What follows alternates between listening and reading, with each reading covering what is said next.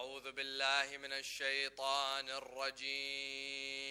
بسم الله الرحمن الرحيم. صلى الله عليك يا سيدي ويا مولاي يا رسول الله. صلى الله عليك يا سيدي ويا مولاي يا أبا عبد الله يا رحمة الله الواسعة ويا باب نجاة الأمة وعبرة كل مؤمن ومؤمنة ما خاب والله من تمسك بكم وأمن من لجأ إليكم. سادتي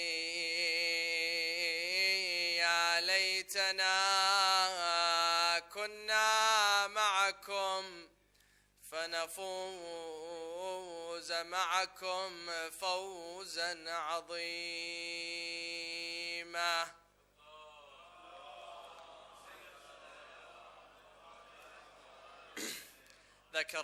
رحم الله من ذكر القائم من آل محمد. صلوا على محمد وآل محمد. Please stand up and come forward.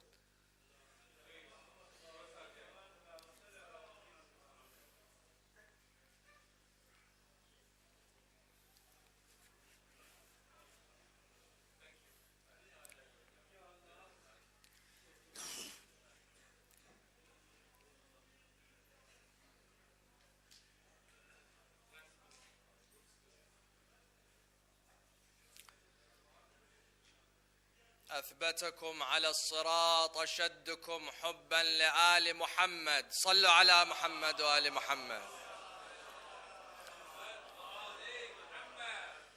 قال الله في محكم كتابه الكريم: بسم الله الرحمن الرحيم.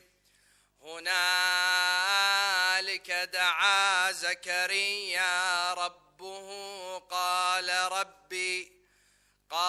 ربي هب لي من لدنك ذرية طيبة إنك سميع الدعاء. صدق الله العلي العظيم. صلوا على محمد وآل محمد.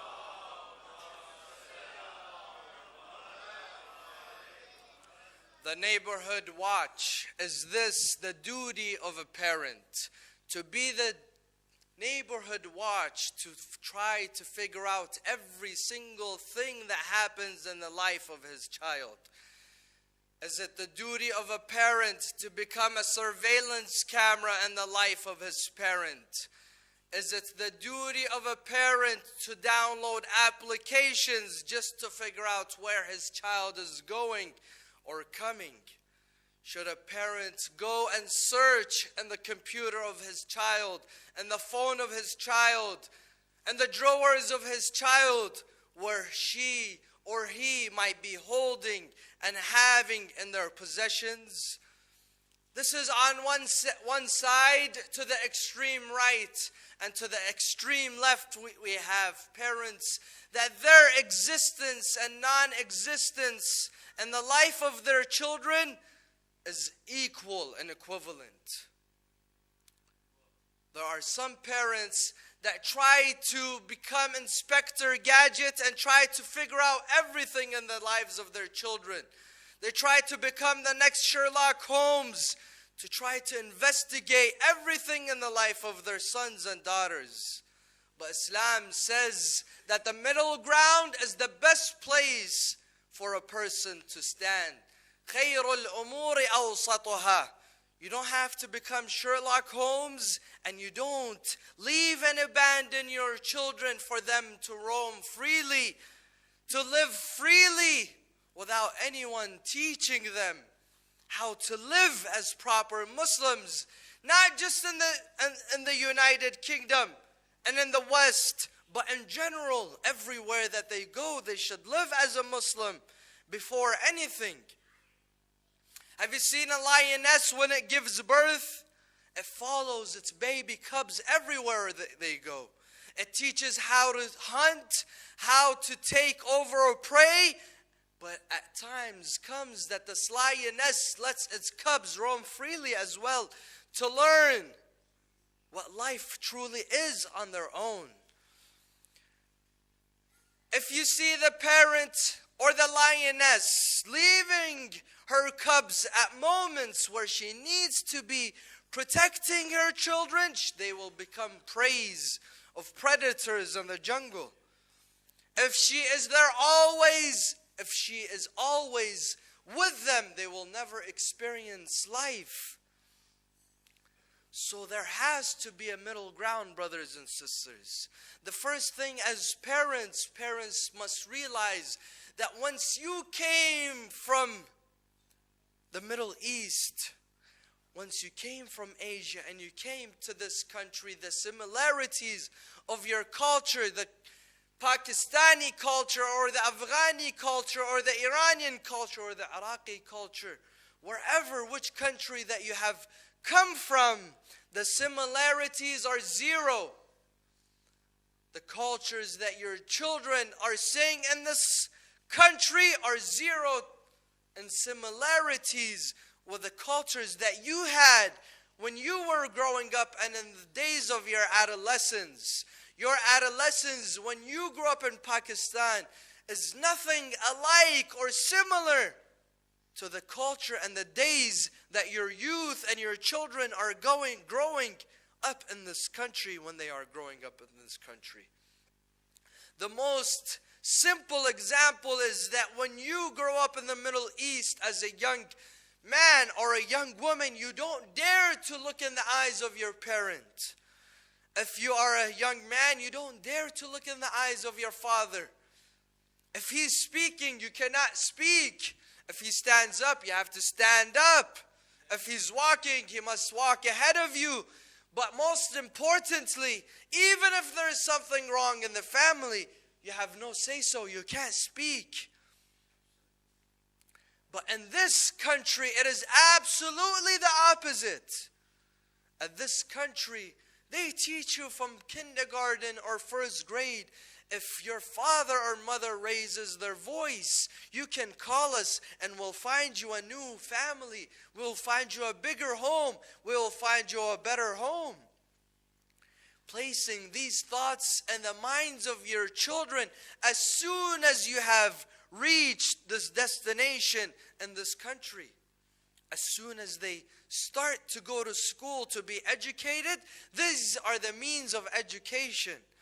So for you as a parent who grew up in the Middle East, what should you do and how shall you live? If your upbringing was in a certain way and your life was in a certain way of life, and now your children are being raised absolutely in a different way, what are the means of communication?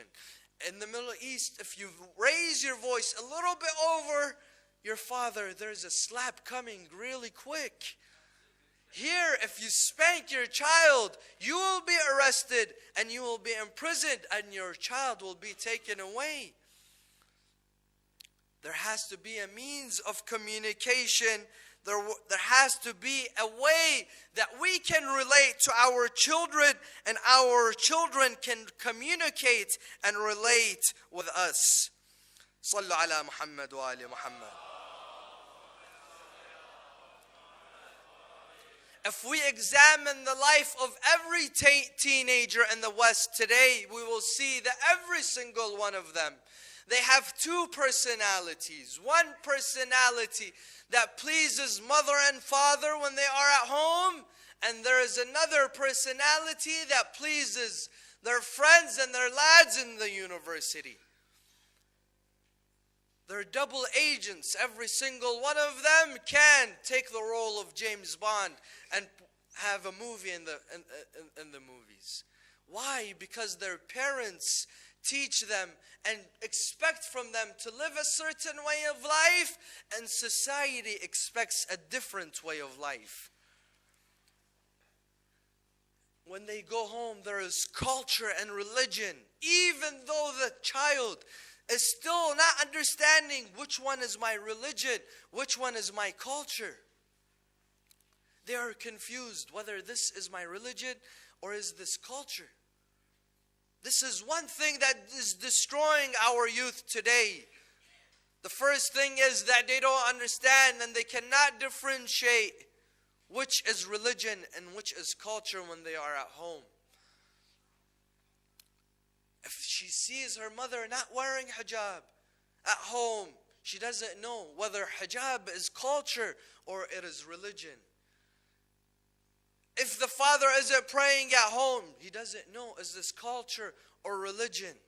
The father comes to Ma'tam and does Ma'tam. He doesn't know if this is culture or this is religion.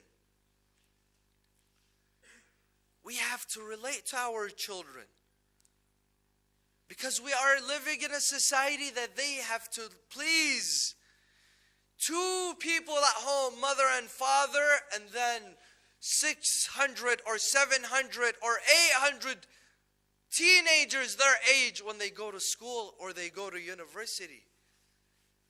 Society has much more pressure than two people at home.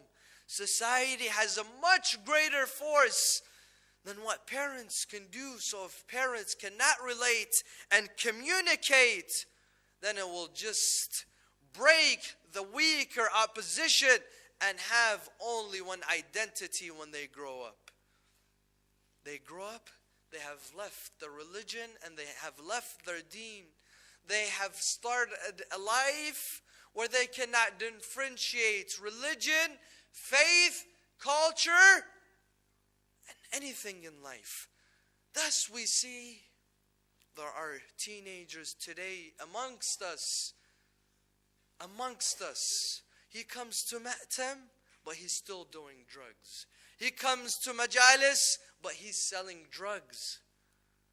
He doesn't pray, he doesn't fast, he doesn't do anything, but he becomes a Noha reciter. Where is the confusion? Where has it started? It has started in the homes. It has started because the parents are living one way and society is living one way. When he is doing Noha and reciting Nohas and coming to Majalis, he's trying to please his parents. And when he's slanging drugs and doing drugs, he's trying to please society. And over time, one identity must collapse because we can't carry more than one identity. And Islam has ended in the West, brothers and sisters. So we as parents, what should we do? What is our duty? What is the means that we can communicate with our children? How should we live? What should we do that we don't lose our children and all these mistakes are not done and committed? Law number 2 is don't forbid your children from every single thing that they want in life. This because your parents, when you grew up in Pakistan or Afghanistan, they prohibited you from every single thing that you wanted to do in your life. Does it mean that you should raise your children the same way? You wanted to go out with your friends back in Pakistan when you were a teenager, or Iraq or Iran, and your parents wouldn't let you go out. Don't do the same thing to your children. Don't prohibit them from going out, from having a phone, from having friends, from having a social life. No, because a human being, once you prohibit him from something, he will leave you for anything. And this is exactly what I saw with my own eyes, and teenagers that are sitting here today have seen with their own eyes. The children, the Muslim youth that their parents were the hardest on became the worst children. They were the first to break all the rules. They were first to break all the laws. He will leave you for anything. How many times have we seen this growing up? A parent is very harsh and strict on his son. The father has a business meeting in another country. He leaves for 2 days, and this child, this young man or young girl, does every single thing in the book that she can until her parents return. Every single thing that they could do. Why? Because you have trapped them. You haven't let them experience, like the lioness that teaches her child to hunt and then lets it go hunt, or let it roam freely when it needs to learn. The best thing to do is to educate our children. Give them everything that they want. Give them the car that they want. Give them the phone that they want. Give them the time that they want. But educate them how to not abuse the things that you have given them and to live as a Muslim. Sit with them. Baba, I will give you this car, but don't go do this and that. I will spend on you as much as you want, but you don't need to do this and that. Sit and have an actual conversation with your children.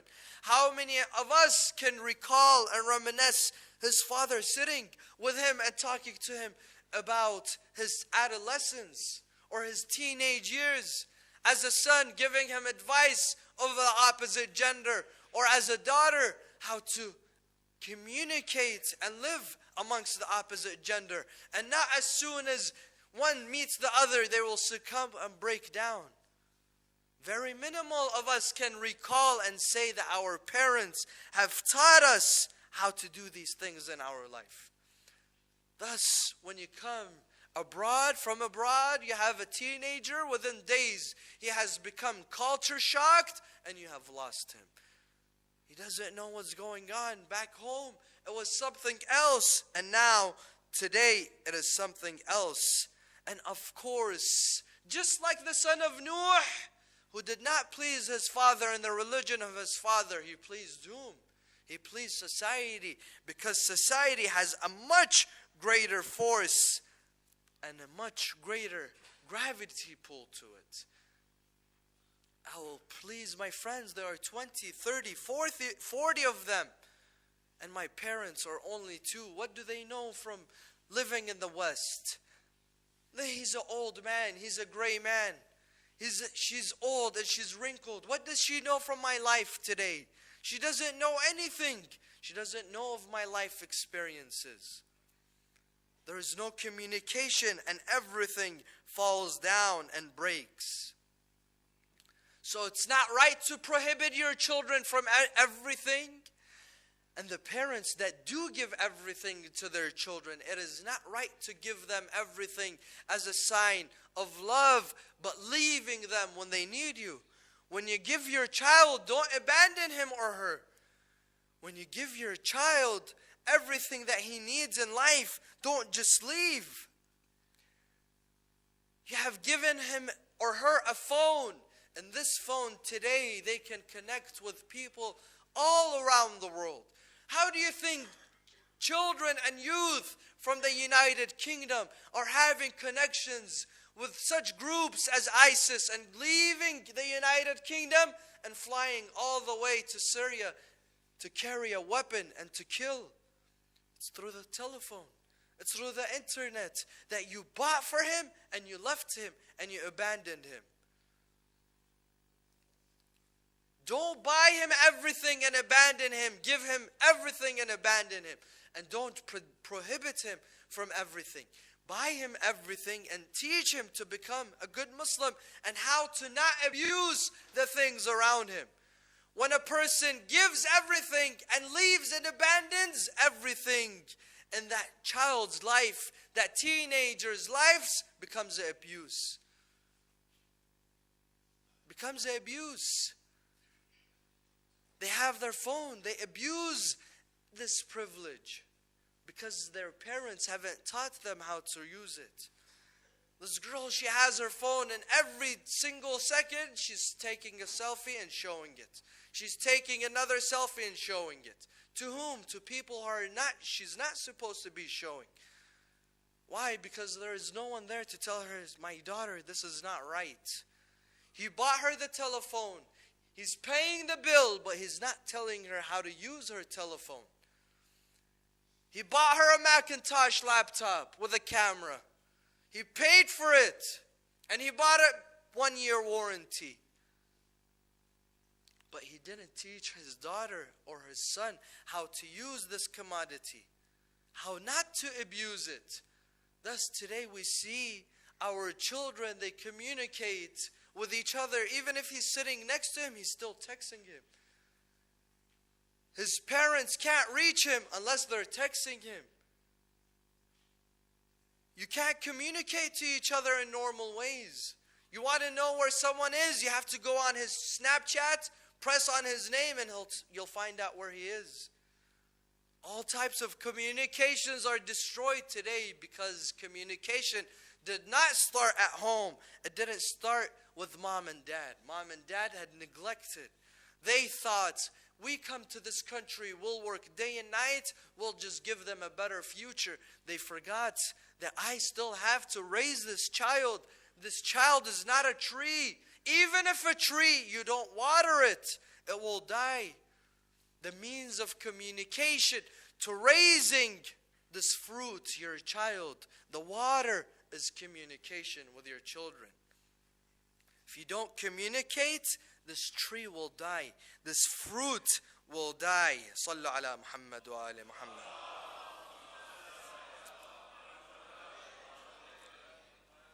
Also very important, brothers and sisters, in upbringing. In upbringing your children, it shouldn't be one-sided. And a lot of families, most of our families, the Middle Eastern families, who's raising the children? The mother. The poor mother, everything is placed on her shoulder. The father doesn't even see his children just 2 minutes before they go to bed. He comes and kisses them. Yalla beta, go to bed. This is the only 2 words he hears for 10, 20 years of his life. Do you know what happens to people that only their mother raises them and their upbringing is one-sided? Have you seen some boys? They're very soft. They're not manly. They're not gentlemen. Why? Because he has only been raised by one gender, the opposite gender. The gender that gives only love, mercy, and compassion. The love, mercy, and compassion. He hasn't had the other side in his life. The part that gives him power and control. Power. And the way to think, not with your emotions, but with your intellect. He's only had the type that gives him compassion, mercy, and how to think with his atafa, with his heart and emotions, not with his intellect. So how will this young boy grow up to be? He will grow up to be a person that everything that he needs to do, he has to call his mother. He's about to go to work, he calls his mother. He finished the business meeting, he calls his mother. He's buying a pair of jeans, he has to call his mother to get her okay in everything. And you know what happens after this person gets married, or before he gets married? The first girl that smiles to him and she talks to him, that's it, he's fallen in love. He thinks she's just like his mother, she will take care of him. And usually we see such young men, they are abused by their women. He's the friend that can never hang out at night and come smoke shisha with us. Why? Because his wife has whipped him. He's only had one side of the family, one side of the upbringing. And when he's gotten married, every single detail in the family, he has to call his mother and tell his mother. And of course, because the mother loves her son, there is now jealousy. He loves me or he loves his wife. And destruction occurs in this young man's life. Same thing if this mother was only raising her daughter. The father is always away. He's always working. He comes at night and he sleeps. This young daughter doesn't know how to communicate with the opposite gender because the father has never sat with her and spoken with her. He hasn't asked her, what have you done? What have you been? What have you been doing? This is what you should do. This is what you should have been doing. So the first boy she meets, she won't know how to communicate with him. When she gets married, she won't know how to communicate with her husband. And then the father of this young girl, he's mad because her husband has sent her back home. You are to blame because you never communicated with your daughter. You are to blame because you weren't in the life of your daughter and now she doesn't know how to communicate with the opposite gender, even if it's her halal, even if it's her husband. And if a father is upbringing the son will only know how to persuade with power, with the iron fist. Have you seen how fathers in the Middle East raise their sons? Everything is questioned. Why did you do this? Why did you do this? Why did you do this? Why did you do this? You know, it's as if he's in 24-hour interrogation. And if the upbringing is in one side, this son won't know how to deal with the opposite gender because women are not like men. They think differently, they talk differently, absolutely different. We are from two different planets. But if he has not given the upbringing of a woman as well and a mother as well, he's going to question everything that she does. Why are you doing this? Why'd you say this? I don't like this. I don't like this perfume. I don't like this shirt. Every single thing he will question her about, and the relationship breaks. His relationship breaks. This girl tells him, I don't want to live with you, and she goes back to her parents' house. And this young girl that's raised by her father and has only seen a father and a man in her life, the first guy that comes and smiles to her, that's it. She has fallen in love. That's the knight with shining armor. So upbringing has to be from two sides, brothers and sisters. It's not a one-sided road. You want a child, you want a son and a daughter that are successful in life. Both mother and father have to be in their life. Both mother and father have to teach and communicate with them day and night. Don't become the 24-hour surveillance, but once or twice a day, call and check up on your children. Call and ask them what they're doing. If they're doing something, you could give them their advice. If they have just started a new business, give them your advice. If they have started something new in their life, give them your advice. Don't let others and strangers come in your life and be the ones giving their advice and put input in the lives of your children. One thing we also lack in our communities is when we are being raised by our parents, especially the fathers.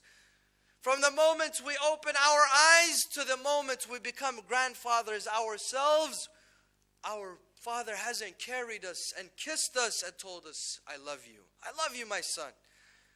Or when we are 13, 14 years old, we have never heard this. When we become old men, we become parents as well. We haven't heard this from our parents. As a daughter, I have never heard my father tell me I love you. So the first person that tells me he loves me, I'm going to run for him. Because we as human beings were in a constant race of finding love. As children, we need our parents to love us. When we grow up, we need someone to love. When we have children because we love them. And when we are grandparents, we are still in seeking of love for our grandchildren. This is what Rasulullah sallallahu alayhi wa alihi says. قال رسول الله صلى الله عليه وآله لأن يؤدب أحدكم ولده خير له من أن يتصدق بنصف صاع كل يوم. For you parents to teach your children how to live on daily basis, it is better than giving $100 charity for Allah to protect your child. Have you seen some mothers? They're never in the lives of their children. They don't know what he's doing. They're clueless. When he's leaving, they bring 10 pounds. They place it over his head. MashaAllah, subhanallah. They read Ayatul Kursi. Yalla, go out. Allah is telling you, don't give sadaqah for Allah to protect your child. Rasulullah is saying, no, teach him how to live and to protect himself. Teach him instead of just letting him go and giving charity for Allah subhanahu wa ta'ala to protect him. And another hadith, اكرموا أولادكم واحسنوا آدابهم يغفر لكم. Teach your children, honor them, they will honor you. Respect them, they will respect you. As a parent, even if your child is 2, 3 years old or 10 years old, respect him. If he's a young teenager and he's trying to give you advice, don't just be like, you're an idiot and I don't want to listen to you, and be quiet and shut him up right away. Listen to him what he needs to say and he wants to say. Let him bring out what's in his system. Honor them. Respect them. They will honor you and respect you. If you as a parent, you cannot listen to your child will never listen to you. If you as a father, you can't listen to your son or a daughter, your son and daughter will never listen to you. Successful parents aren't parents that give everything to their children, giving them a comfortable life. No, they are parents that teach their children from what's wrong and what is right. What is halal and what is haram. What is wajib and what is culture. What is my religious duty and what is my culture. So this children has awareness of everything that happens in their life. Everything that happens in their life. Be patient with your children. Unfortunately, we as Middle Easterns, we're not patient with our own children. We're patient with our nephews. We're patient with our nieces. We're patient with my sister's children. I'm patient with my neighbor's children. I'm patient with the community's children. But when it comes to my own seed, my blood and flesh, if he commits one mistake, I cannot endure it. I become mad. I'm frustrated. I start cussing. I start yelling. Why, brothers and sisters? The person that you need to invest in most is your own child. We have a big problem in our communities. Some parents throwing their children out of their homes. We have all heard this in every community. It is existing where a father, because he could not educate his son, because he failed his mission in life, because he failed in life, he takes it out on his son. He throws him out. If you couldn't educate your son to become a good Muslim in your house, this is because of your shortcomings. As parents, don't think that it is the duty of the Sunday school teacher to make your son into the next Muqaddis al-Ardabili, to make him into a saint. One day a week you take your child to Sunday school and you think that's it. I have ensured his future, bright future as a Muslim. And you are nowhere in his life. Instead, when he becomes 17, 18 and he makes a mistake, you throw him out of your home because of your shortcomings, because you couldn't educate him, because you couldn't be the role model you should have been. You throw him out of the house. If you think he was committing mistakes when he was in your house, Do you know what you have done to your own blood and flesh? You have made him into a gangster. You have made him into a person who's consuming drugs and alcohol. He becomes a leech at a brothel. That's it. There is nothing else in his life. You throw your daughter out of your house because she didn't listen to you once or twice. Where have you thrown your daughter? Into the street? You have thrown a piece of flesh into the middle of the ocean for the sharks to come and eat? You think you're wise? You think you're strong as a parent? No, this is not strong. This is not strength, nor is it bravery. It is strength and bravery to bring up a righteous son, a son that lives the life of Muhammad wa Ali Muhammad. Sallu ala Muhammad wa ali Muhammad. Amir al-Mu'mineen alayhi afdal as-salatu was-salam tells Imam al-Hasan these beautiful words. Words that every single one of us as parents should learn and take as a lifestyle when we are speaking to our children. قال أمير المؤمنين عليه السلام إلى إمام الحسن: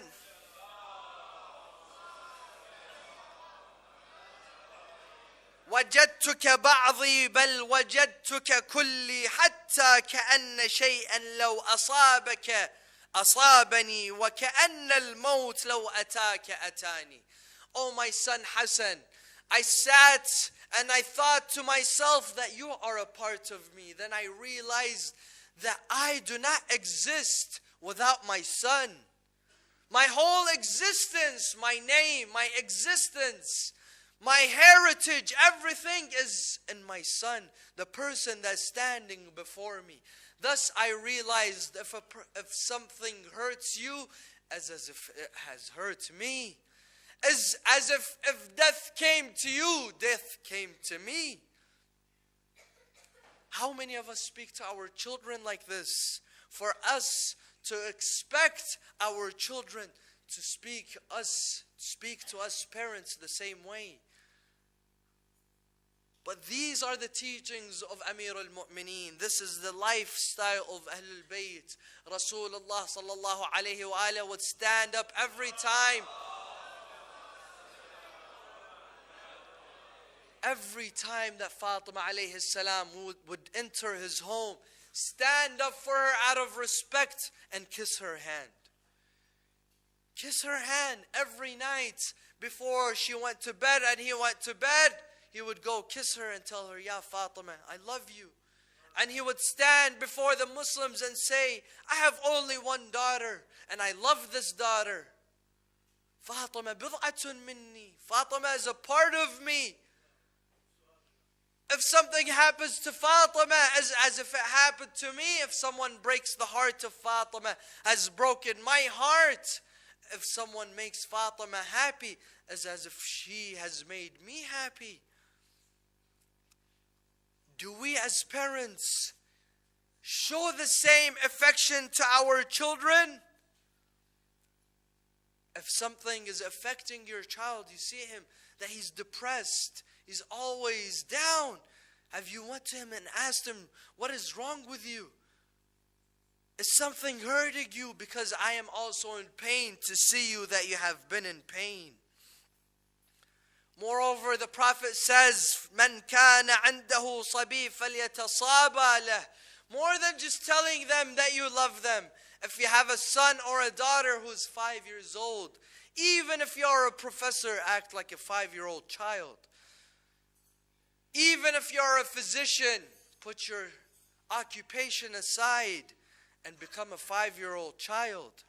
If your daughter likes to play with the Barbies, play with the Barbies with her. Sit and play with her. Your son likes to play football, go and play football with him. If she becomes 13 and 14 years old, you could take her on a shopping spree, even if you are her father. Even if you are her father. مَنْ كَانَ لَهُ صَبِي فَلْيَتَصَابَ لَهُ. Thus you see Rasulullah, he puts Imam al-Hasan and Hussein on his back and he acts like a horse or a camel in front of the Muslims. How many of us have done that with our children? If a child wants to act silly with him. Let him enjoy his life. The Prophet says 7 years he lives as a prince. He can play, let him play. Don't punish him when he's before he's 7 years old. وَعَبْدٌ فِي سَبْعٍ. Teach him for 7 years. وَسَفِيرٌ فِي سَبْعٍ. And he becomes your ambassador for 7 years. Live his life. Let him be a part of your life. Don't expect him to be part of yours if you have not made him part of your life. And this is what we saw in the life of On and Muhammad. On and Muhammad, their uncle, Abbas alayhi salam, had taken them in as his own children and raised them from the most simplest of things. We have all heard, who taught On and Muhammad how to fight like lions and like the sons of Ali ibn Abi Talib? It was Abbas alayhi salam. This is what our historians say. Give the proper teachings to your children. So when a day comes like the day of Ashura, your sons will make you proud like On and Muhammad made their mother proud on the sand dunes of Karbala. Sayyidah Zainab is sitting in her tent. Her two sons, On and Muhammad, come to their mother. All their cousins and family members have passed. They have fallen on the sand dunes of Karbala. Imam Hussein had stand and he is chanting, Hal min nasirun yansuruni. Will there someone come to my aid? On and Muhammad go to their mother. They tell their mother, oh mother, Abbas, our uncle, stood on the battlefield to protect his brother Hussein at the age of 8. Oh, our mother, we want to make our grandfather Ali ibn Abi Talib proud. Zainab takes her two sons to Imam Hussein alayhi salam. She tells him, Ya Aba Abdullah, on the battle of Siffin, who saved your life from the man who came to attack you from behind? He says, it was my brother Abbas. She tells him, Ya Hussein, how old was Abbas at the time? He says, he was 8. She says, I want my sons to walk the footsteps of Abbas alayhi salam. Please give my permission. Please give your permission to my sons to go defend the honor of Rasulullah sallallahu alayhi wa alih. They start to march towards the enemies. These two young boys, their faces shined like the sun.